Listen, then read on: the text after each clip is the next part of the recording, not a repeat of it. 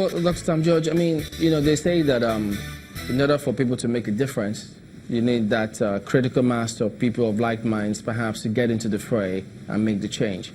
And then they make people believe that this not too young to run law may just, maybe not necessarily the magic bullet, but could have some sort of impact. And then you look at the just concluded elections in Ekiti, how people were telling you, well, I received 5,000 naira, depending on where you were, to vote.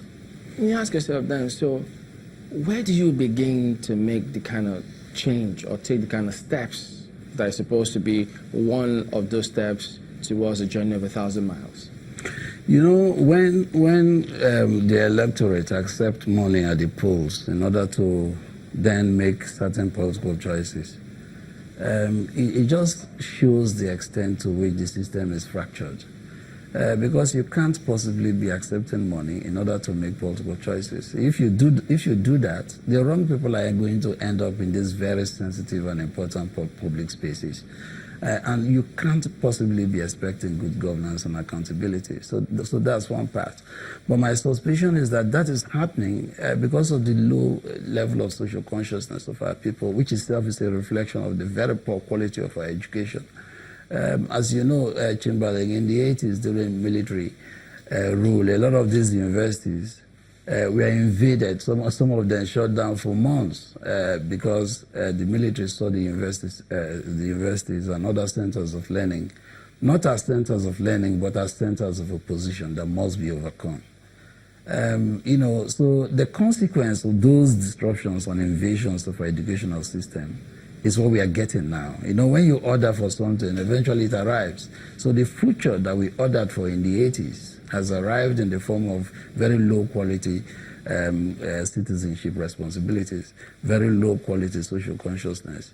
It also has reflected in the poverty of our people. As I said earlier, our people are poorer now in 2018 than they were in 1960. We had far better conditions of life in the 70s than we have now in 2018. And so as a result of this desperation to survive, there is now a disproportionate amount of attention that is given to how much you can get in terms of, affording school fees, affording house rent and stuff like that. So once people are reduced to the level where they are so desperate enough to accept money from politicians in order to cast their votes for them, then the country itself is in trouble. That's where we are.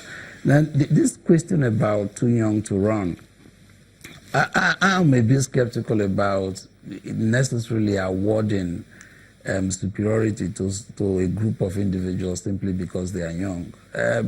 If you look at the cast of political characters in this state, in the country at this time, a lot of them are within the bracket of 45, 50, 55.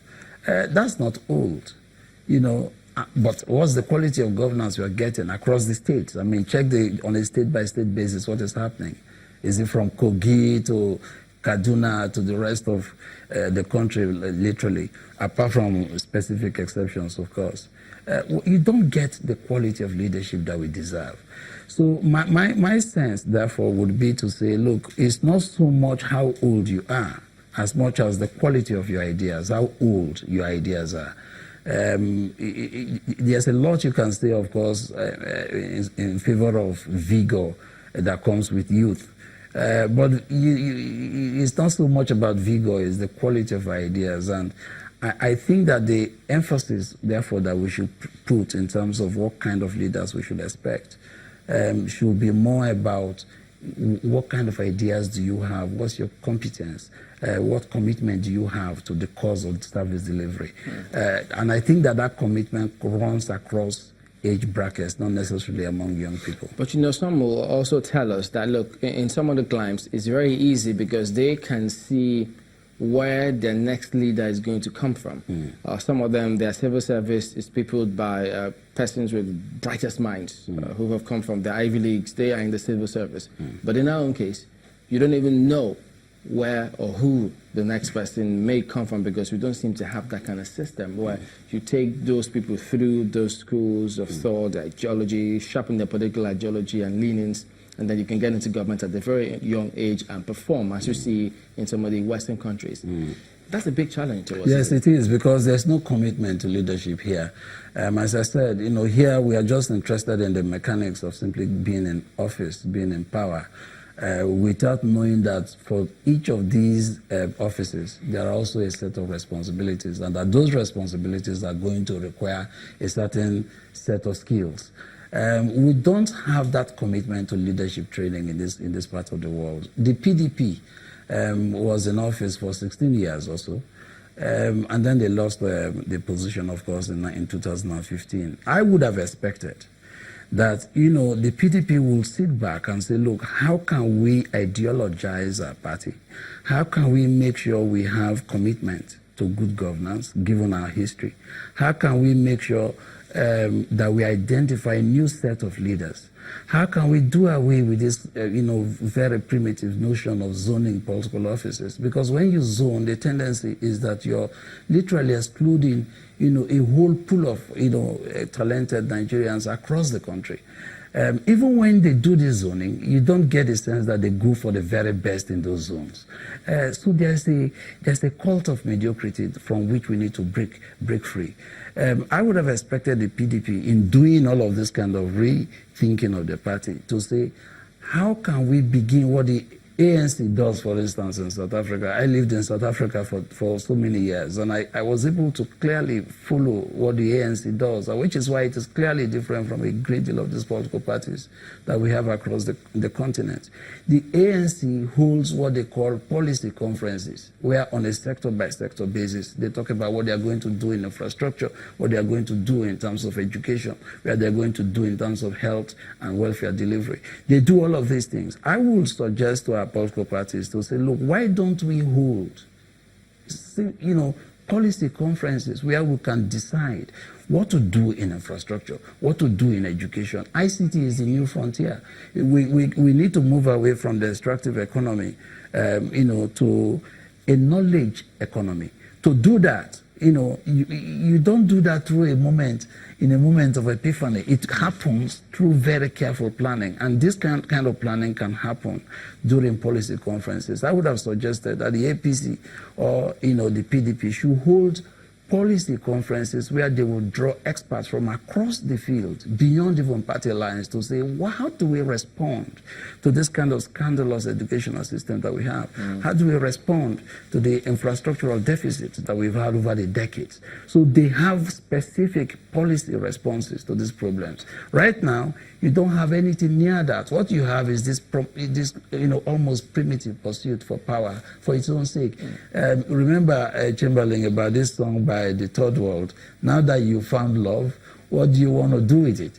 That's the question Nigerians are asking politicians in this country. Now that you've got power, what are you doing with it to change the material conditions of the people? Speaking about solutions, perhaps the question that we should then ask the people themselves now is the model that the ANC has. Because if you compare it with ours here, political party, the membership, we don't have that kind of membership where you have financial members who go into those political parties. When they have meetings, they can take decisions.